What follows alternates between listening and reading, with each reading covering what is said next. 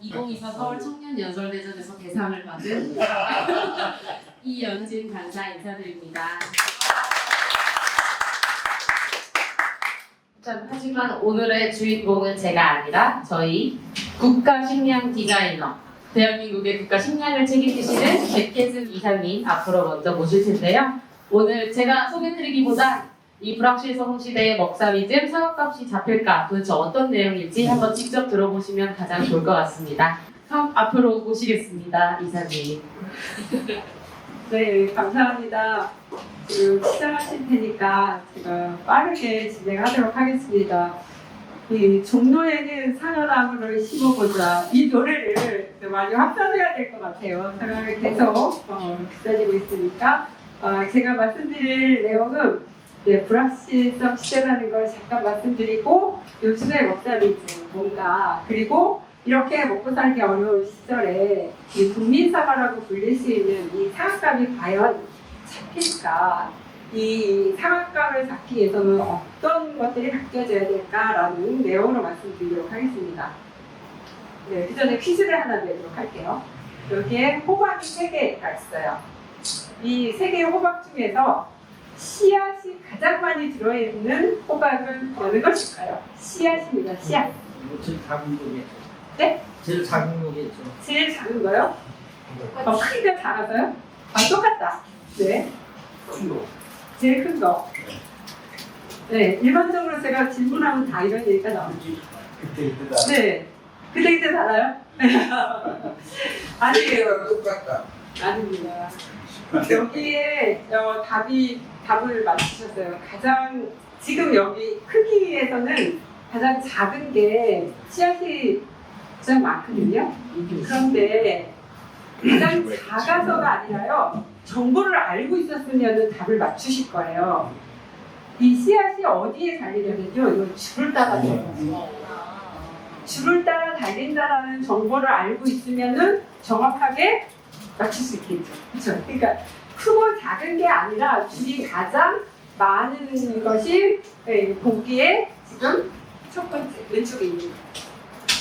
그래서 제가 오늘 결론도 정보에 관한 결론이에요. 시작도 정보고 결론도 정보입니다. 우리가 정보를 잘 알아야지 이 국민사가 되찾을 수 있다는 내용입니다. 그러면은 지금 현재 기후이기 때문에 기후 인플레이션이라는 이야기를 많이 합니다. 그래서 기후 위기 온난화 때문에 이 인플레이션은 계속 될 거다.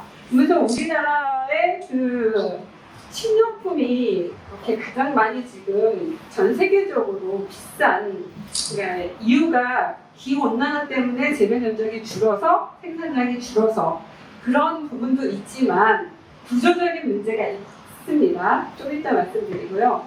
이렇게 이제 어려운 그런 상황에서 이 불확실성 시대에 가장 힘겨운 세대는 그럼 어떤 세대일까 제가 찾아봤습니다. 뭐 양극화라든가 실질소득 감소라든가 이거 많이 들으셨을 거예요. 그런데 경제고통지수라는 이야기 들어보셨나요? 경제고통지수. 경제고통지수라고 하는 거는 소비자 물가하고 그 다음에 실업하고 관련돼 있는 그런 내용이죠. 그런데 청년 세대, 우리 이연진 강사님 청년이시죠. 그래서 늘 볼 때마다 제가 뭔가라도 해드리고 싶었습니다. 이 청년들의 체감 고통 경제 지수가 정말 높습니다. 그래서 특히 소득이 없는 청년, 그리고 취업을 준비하고 있는 청년. 그래서 우리가 앞으로 정책을 할 때 이 경제 체감 고통 지수를 가장 많이 겪고 있는 우리 청년 세대들을 위한 정책이 나와야 되겠습니다. 그러면은 이렇게 이제 기후 위기, 기후 인플레이션 이런 상황에 우리 먹거리를 이제 들여다보게 되면요, 늘 반복이 돼요. 뭐 풍년의 역설이라고 하듯이 풍년의 농부님들은 풍년이면 춤을 추고 좋아해야 되는데 물상을 지을 수밖에 없어요. 갈아엎을 수밖에 없어요. 왜요? 물건이 많이 가락시장 같은 데로 출하가 되면은 폭락을 하게 되니까. 그래서 이렇게 늘 해마다 막대한 예산을 들여서 밭을 갈아엎어요, 우리나라가. 그럼 어느 정도 정도 예산이냐 그랬더니 전라남도 같은 경우는 300억 원의 예산을 들여서 그냥 밭을 갈아엎어요. 각 시장 배춧가루 하거나 양파, 마늘 막 이런 것들이요. 우리 이제 주 김치 재료가 되는 이런 국민채소들의 등락폭이 굉장히 심화되고 있습니다. 근데 왜 이렇게 해서 이걸 같이 하느냐? 이 결정타가 이번에 바로 사과값에서 나타났습니다. 우리나라 유통구조의 결정타가 바로 이 사과값에서 나타났는데요. 제가 이렇게 데이터를 찾아보니까 이 일반 사과하고요, 친환경 사과하고 가격 차이가 좀 많이 나더라고요. 일반적으로 우리가 친환경 사과 하면은 일반 사과보다 가격이 높잖아요. 그런데 친환경 사과가 오히려 더 가격이 낮았어요. 일반 사과가 더 높았어요. 이번 설에는요. 그리고 그럼 지역별로는 어디가 가장 높았을까? 설날 이제 지역별 사과를 보니까 서울이 가장 싸고 그 다음에 가장 비싼 곳이 대구였어요. 대구하면 옛날에 사과 주산이 근데 지금은 아니긴 하지만요. 서울이 가장 싸고 나머지 지방이 사과값이 비쌌어요. 이 말은 서울로 왔다가 지방으로 다시 내려가게 되니까 이렇게 이제 비쌌는데 윤석열 정부는 할 줄 아는 게 뭐밖에 없어요. 그냥 예산 가져다가 뭐 농산물 납품단가 지원한다.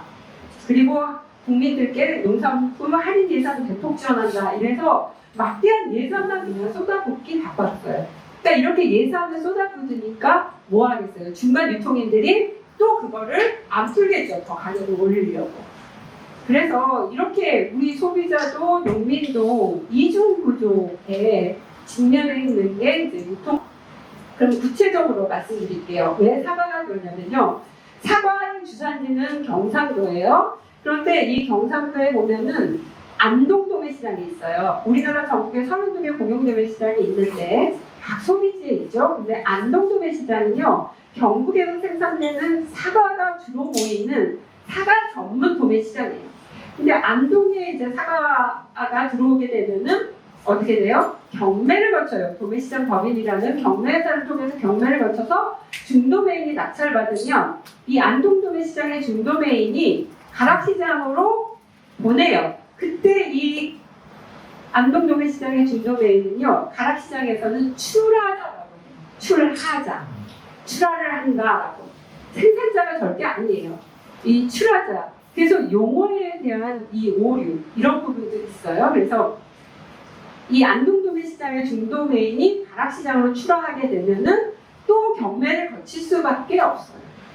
그러니까 이렇게 이중 경매가 되니까 가격이 올라갈 수밖에 없는 거고, 그러면서 중간에 이 사과라는 이 물량을 저장이 가능하니까 서서히 풀어요. 아주 서서히. 그리고 가격을 봐가면서 계속 올리게 되는 거죠.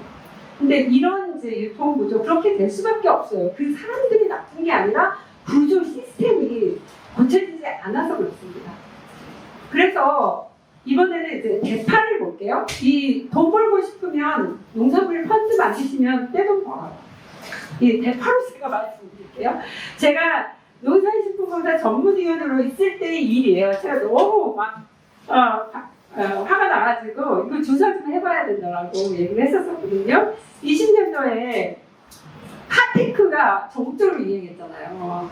이때 이제 그 겨울 대파의 주산지가 신안, 진도 이쪽인데 겨울에 폭설이 내리고 하여튼 작황이 안 좋아서 이 재배 면적이 한 30% 가까이가 이제 줄어든 거예요. 그런 부분들을 산지에 다니는 산지 유통인들, 밭대기 상인들이 귀신같이 알아요. 그래갖고 100억 원이라는 펀드를 조성해갖고 돈방석, 이름도 돈방석이에요. 돈방석이라고 하는 법인을 만들어갖고 이 신안, 진도에 있는 대파 면적의 30%를 그냥 아예 사버린 거예요. 그러면서 가락시장에 처음으로 이제 등록을 해서 1월달, 2월달, 3월달에 이제 대량으로 이렇게 풀면서 물량 조정을 해서 가격을 올리고. 그리고 왜 가격이 올라가게 되면 우리는 보통 수입해 오면 되지 않느냐라고 얘기하잖아요. 그 당시에 수입해 올 수 없었던 게 중국산 김치 난리가 났었잖아요. 포크레인으로 알몸으로 들어가고 절임 배추 하는 거. 그게 이제 방송에 보도되면서 이 중국산 김치 포비아라는 그런 신조어가 생길 정도로 중국산에 대해서 거부감이 컸습니다. 그 다음에 올해 이 대파, 총선 대파라고 불리는 이 대파 가격이 왜 올라갔냐. 그것도 이거에 대한 사과값에 대한 이 시장에 대한 시그널, 그리고 다른 분들이 다 사과값을 가지고 사과로 돈을 벌었다. 그러니까 다른 농산물도 같이 영향을 받아요. 그래서 수입으로 해결할 수가 없었고, 오히려 수입업자가, 올해 같은 경우는 대파를 수입하는 수입업자가 오히려 국내산 농산물 가격보다 더 높게 장난을 친 그런 사례입니다. 그래서 이런 이제 상황을 보고요. 그러면 궁금하지 않으세요? 도대체 사과하고 대파의 생산 원가가 있을 텐데 왜 이렇게 가격 변동성이 크고 물량에 따라서 수요와 공급에 따라서 가격을 결정해야 되냐. 수요와 공급에 따라서 가격을 결정하던 시대는 정보가 없었을 때예요. 제가 처음에 시작할 때 정보에 대한 중요성 말씀드렸죠. 근데 지금은 이렇게 농촌진흥청에서 다 생산비, 경영비 평가를 해요. 어느 정도 들었는지. 그러면은 상황 같은 경우 얼마 정도인지 아세요? 이게 10R이니까 300평 정도인데요. 이걸 나누면 2313 나누기 요 생산비를 나누게 되면요. 1kg에 1kg에 2천 얼마 정도 나오고 한 1kg에 4개 정도 들어가 있어요. 4-5개. 4-5개 들어가 있는데 하나에 700원이면 충분해요. 생산 원가가. 그러면 생산 원가가 700원이다. 여기는 노동력도 다 들어가 있는 거예요. 생산 원가에는요. 그러면 이제 상품하고 배송하고 이런 부분 한다 해도 우리 소비자가 한 달에 10,000원 먹을 수는 없는 거잖아요. 그래서 이러한 정보가 중요하잖아요. 그리고 우리가 아파트값이 계속해서 올라갔을 때 원가 공개해라 이랬었잖아요. 그러면서 낮췄잖아요. 그래서 이런 부분에 대한 정보를 전파할 필요가 있다. 그리고 이제 경매 같은 경우는 지속적으로 1985년 가락시장이 개장된 이래 여전히 경매를 고수하고 있는데 이 경매 비율이 90% 가까이 되고 있어요. 그러다 보니까 매년마다 이렇게 등락폭이 심해요. 그렇지만 생협과 같은 곳은 생산 원가를 기반으로 해서 가격을 협상을 하기 때문에 늘 이렇게 꾸준합니다. 그러니까 이런 기후위기, 기후인플레이션 시대 우리의 유통구조 어떻게 가져가야 될지 바로 여기에 답이 있는 거죠. 그러면은 이거 경매 당연한 거 아닌가 이렇게 생각을 하는데 당연한 게 당연하지 않은 시대가 왔습니다. 그 경매 같은 경우는 우리나라가 사기업에 의해서 경매를 하는 거고요. 심지어 경매제를 채택하고 있는 대만, 한국하고 대만이 유일해요. 경매제를 채택하고 있는 나라. 근데 대만 같은 경우는 경매도 공영제를 해요. 우리나라만 사기업에 의해서 경매를 하는 시스템이고 대부분 일본도 바뀌었습니다. 미국, 유럽 모든 나라들이 다 수의 거래를 해요. 우리가 보통 수의 계약한다라고 하잖아요. 서로 협상을 해서 미리 정하고 어떻게 진행을 할지 모든 육하 원칙에 따라서 뭔가 이렇게 정해놓고 거래를 하는 수의 거래를 해요. 유통 효율화 때문에 수의 거래를 해요. 그래서 이렇게 다 바뀌었는데 우리나라만 여전히 경매제를 유지하고 있습니다. 이렇게 이제 공용도매 시장의 거래제도 변화는 법적으로 이렇게 쭉 바뀌어 왔어요. 이렇게 이제 그 총리님께서도 계셨을 때 이렇게 상장 예외라고 하는 경매 예외라고 하는 제도를 유통의 혁신을 위해서 도입이 됐습니다. 이것은 이제 현재 유지되고 있는데 2000년도에 직거래 도매라고 하는 시장 도매인이 경매를 거치지 않고 모든 품목을 바로 직선에서 거래할 수 있는 수의 거래인 시장 도매인이 가락시장에 여전히 못 들어오고 있습니다. 그러면은 누가 돈을 버는가 이런 구조 속에서 40년 가까이 1985년 이후 지금까지 40년 가까이 누가 돈을 버나 그 돈을 버는 사람들은 바로 가락시장에 있는 경매회사들이에요. 이 사람들의 지배주주는 고려재단, 태평양개발, 신라교육, 사모펀드, 호반건설 같은 이런 데예요. 그러니까 우리 농민들의 이 농산물 수수료를 받아가지고 가만히 들어가서 경매만 올리면은 이렇게 매출을 올리는. 그래서 한 회사당 1년 매출이 300억이 넘죠. 이런 구조는 빨리 바뀌어야 되는 거죠. 그래서 이렇게 독점적 수탁권을 보장받다 보니까 이 사람들이 뭐를 하냐면요. 자기네들끼리 막 담합을 해요. 수수료 이런 부분들요. 담합을 해서 공정거래위원회에서 이런 경쟁을 부당하게 제한하는 행위를 해서는 안 된다라고 과징금이 100억이 넘게 과징금도 받았어요. 근데 이렇게 관리를 받지 않는 이런 사람들이 또 어떤 장난을 하냐면은 농민이에요. 같은 농민이 A 경매회사, B 경매회사에 오일을 18kg를 똑같이 같은 날 내보냈어요. 같은 상품이에요. 근데 A 범위는 7만 원, B 범위는 26,000원. 이게 공정합니까? 아니죠. 이런 식으로 굉장히 그 차이가 많이 나죠. 여기는 7.8배 정도나 이런 식으로 경매라는 그 모순이 있습니다. 그런데 이러한 이제 거래제도가 고착화되다 보니까 이 우리 소중한 공영도매 시장의 이 농산물의 경유율은 점점점 줄어들고 있는 그런 상황이에요.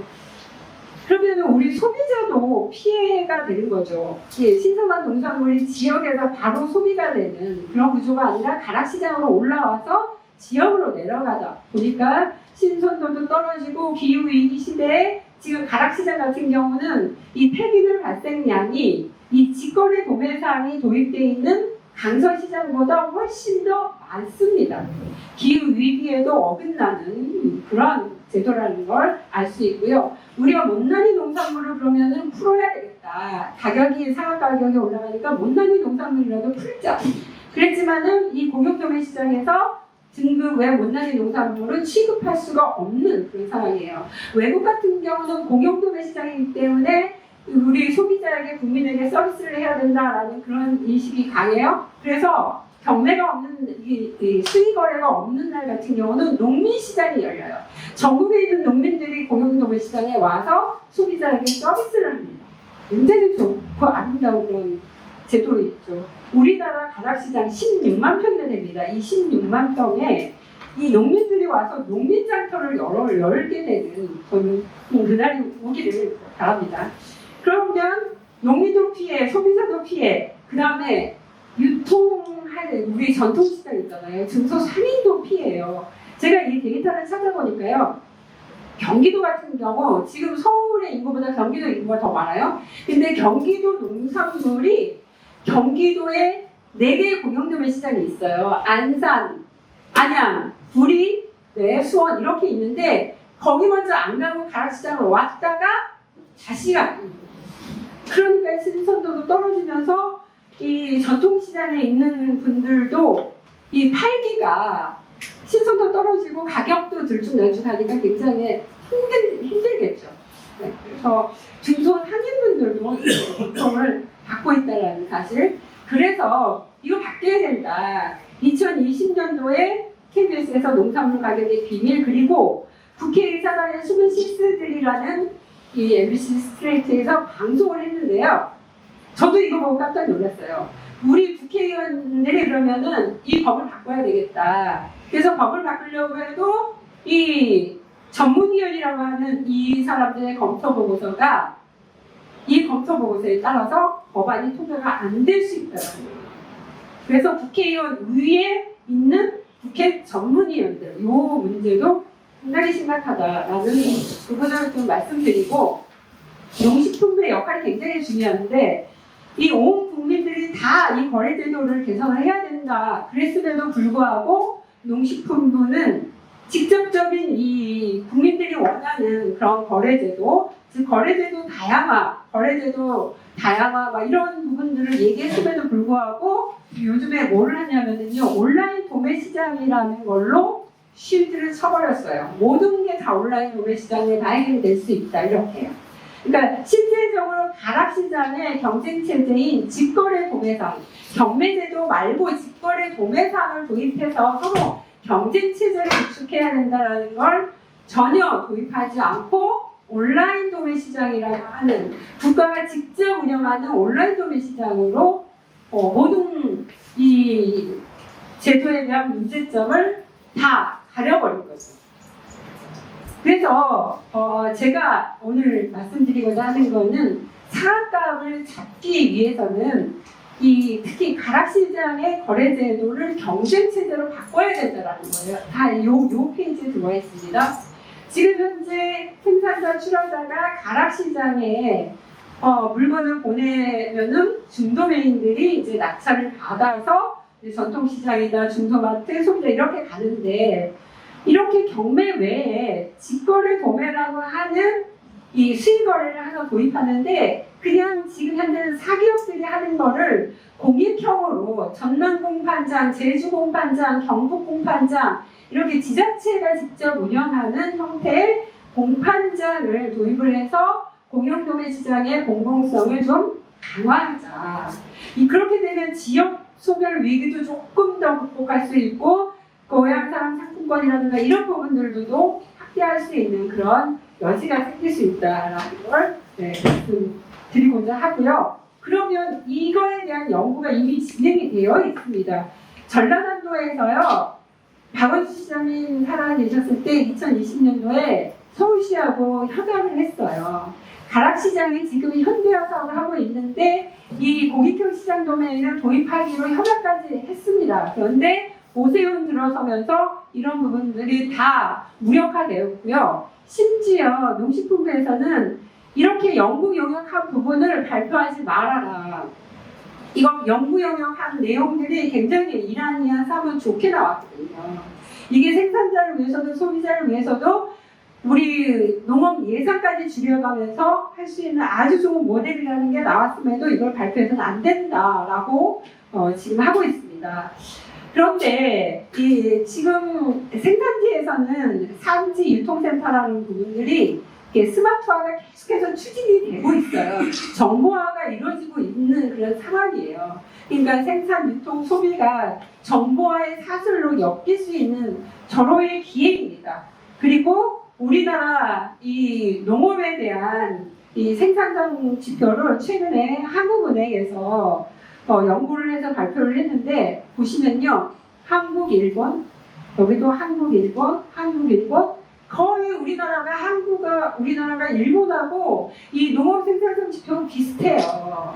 이 가격도 이렇게 한국이 가장 높고 다음이 일본이고, 그런데 이러한 농업 생산성 지표하고 관련돼서 연동이 되는 이 직거래 도매상이 도입이 돼야 된다. 계약 재배도 할 수 있는 그런 형태고요.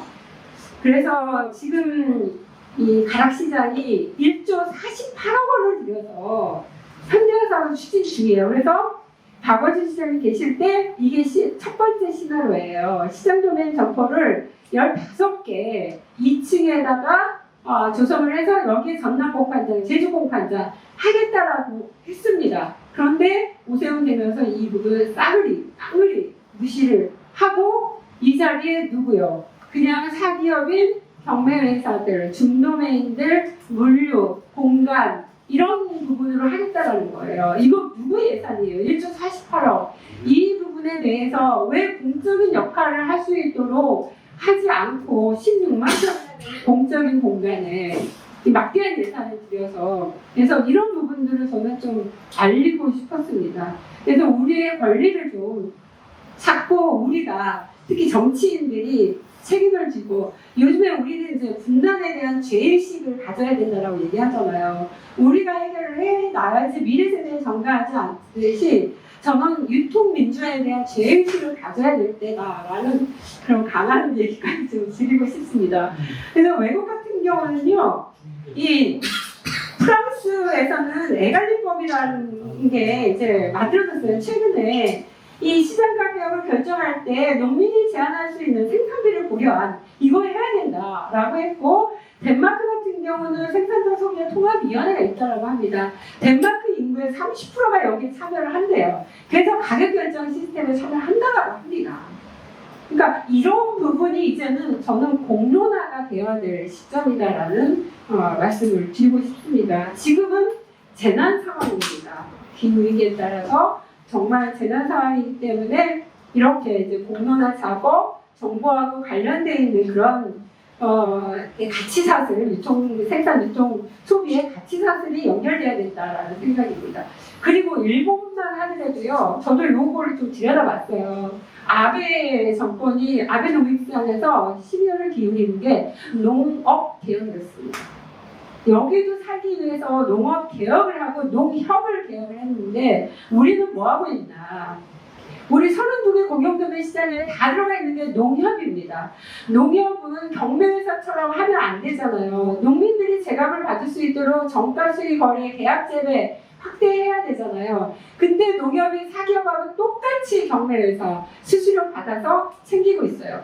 그래서 가락시장 공사에서 농협이 어느 정도 돈을 벌어들이나 업무검사를 하려고 해도 농협은 농민단체다라는 이름으로 업무검사 그거 자료 내놓지 않습니다. 농협중앙회에 보고한다라고 절대 하지 않아요. 그러니까 이런 이제 모순이 있습니다. 그래서 공영도매 시장의 유통개혁을 하지 않으면 이 상한값은 잡히지 않을 거고 우리의 민생, 생산자, 소비자, 중소상인들도 살기 어려운 구조다. 그래서 기본사회로 가기 위해서 민생을 책임지는 우리 민주당, 경제하면 민주당 하면 경제가 될 수 있도록 하기 위해서는 기본 중에 기본인 이 먹거리, 공영도매 시장의 유통 구조를 이렇게 생산자들이 가격을 결정할 수 있는 최소한 이런 부분, 그래서 계약 재배를 활성화하고 우리 소비자들이 알 권리, 소비자들이 좀 참여할 수 있는 그런 구조, 그리고 거래제도 다양화를 반드시 실현을 해야 되고, 마지막으로 생산, 유통, 소비 거버넌스를 통해서 공론화하는 그런 작업을 함께 해주시기를 간곡히 말씀드리면서 저의 이야기는 이걸로 마치도록 하겠습니다. 들어주셔서 정말 감사합니다. 네, 너무 열정적으로 강의해주신 백혜숙 국가식량 디자이너님께 다시 한번 박수 부탁드립니다.